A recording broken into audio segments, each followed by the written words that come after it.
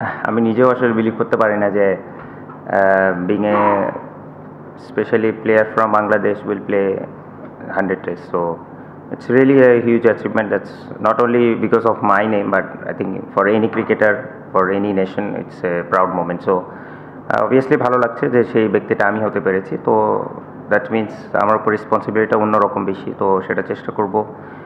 আর যে কটা ম্যাচই হয়তো যেভাবেই খেলতে পারি, ইনশাল্লাহ চেষ্টা থাকবে যেন সেটার প্রতিফলন দিতে পারি মাঠে। আর সাথে সাথে যেন ড্রেসিং রুমের আমি যাওয়ার পরে এমনও যেন 1-2টা প্লেয়ার দিয়ে রেখে যেতে পারি, যেন সেই গ্যাপটা যেন পূরণ হয়ে যায় ইনশাল্লাহ। না, 100 ইটস হিউজ নাম্বার। তো by the time I reach there এগুলো সব কিছু শিখে গেছি আশা করি। তো সেটাই এক্সপিরিয়েন্সটাই গ্যাদার করার চেষ্টা করেছি এবং কাম থাকার চেষ্টা করেছি। আর to be honest, I really thanks again to BCB. What they planned that morning, it really feels great, and I really feel honored on that yesterday especially. So আমি মনে করি যে অ্যাটলিস্ট, যেটা আমি আবারও বলি যে শুধু আমি না, আমি মনে করি এই যে রিকগনিশনগুলো যদি থাকে, আমার মনে হয় যে কোনো ক্রিকেটার বলেন বা যে কোনো ইন্ডিভিজুয়ালের জন্য বলে, তার জন্য বড় একটা ইন্সপিরেশন থাকবে।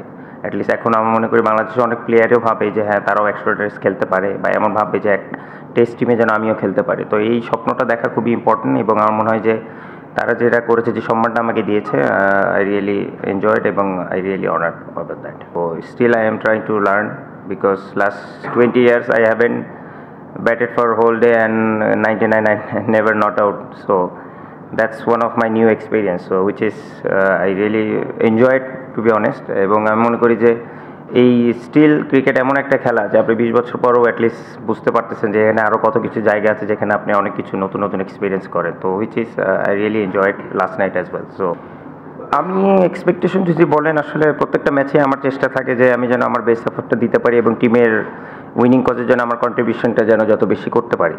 আর গতকালকে ম্যাচের শুরুতে আমি একটা কথা বলেছিলাম হারলে, যে 100 ম্যাচ হোক আর আমার বা যে কোনো মাইলস্টোন হোক, it's always team come first. এবং আমি এটাই বলেছি যে বাংলাদেশের জন্য আমি মুশফিকুর রহিম, আমার কাছে মনে হয় যে একটা সমুদ্রের 2-1 ফোঁটা, পানির ফোঁটা। তো আমি মনে হয় যে আমার নামটা ইটস এ ডিফারেন্ট পার্ট।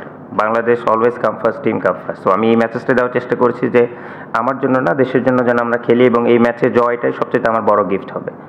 তো it doesn't matter weather I score or not, but আলহামদুলিল্লাহ ভালো লেগেছে যে একটা কিছু কন্ট্রিবিউট করতে পেরেছি, এবং ডেফিনেটলি চাবো যে এই ম্যাচটা যেন জিতে, সেটা আরও যেন সেলিব্রেট করতে পারি ইনশাল্লাহ।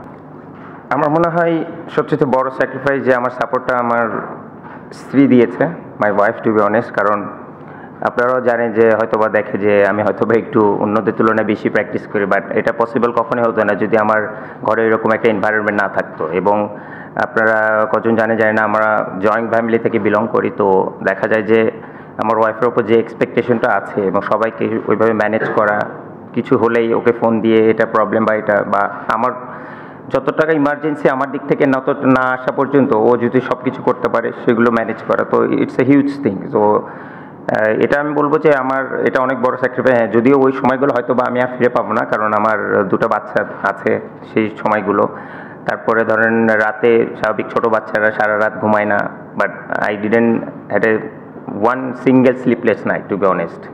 কারণ সেই ম্যাক্সিমাম সময় না, পুরোটা সময় সেই রাত জেগে বাচ্চাদেরকে মানুষ করেছে, এবং আমাকে ওই টেনশন থেকে মুক্ত করার চেষ্টা করেছে। So which is I am really for ever তার কাছে গ্রেটফুল। হয়তো বা কখনো এরকম করে তার সামনেও বলা হয় না, তো এটারও একটা কমপ্লেন আছে। বাট টু বি অনেস্ট, সে দেখতে বলবো I was really lucky on that part. কারণ এটা একটা হিউজ পার্ট, যদিও অলমোস্ট আমার 11 বছরের মতো হয়েছে সংসার লাইফ, বাট আমি মনে করি যে আমার ক্রিকেটের ইম্প্যাক্ট যদি আপনারা 2014 পর থেকে দেখেন, it's a huge part in my life. So on that regards I really thanks her.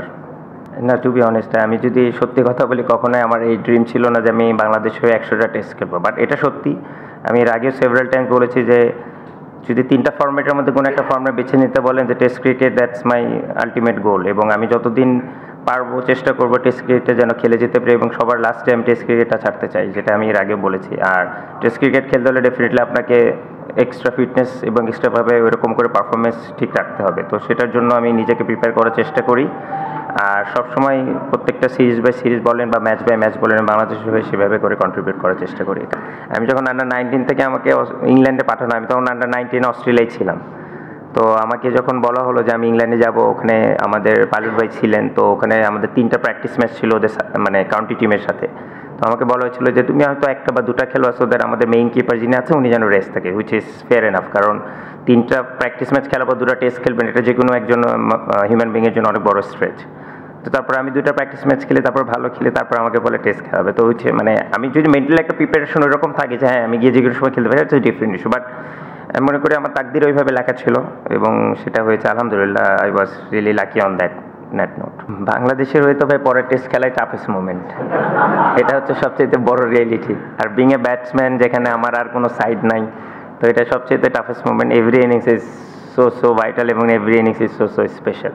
R sweet moment যদি বলেন, ডেফিনেটলি আমি মনে করি যে ইনিংসে আমি ফার্স্ট ডাবল সেঞ্চুরি করেছি, যেটা আমি বললাম যে আলটিমেট গোল হচ্ছে বাংলাদেশ ক্রিকেটটাকে কীভাবে উপরে নিয়ে যাওয়া যায়।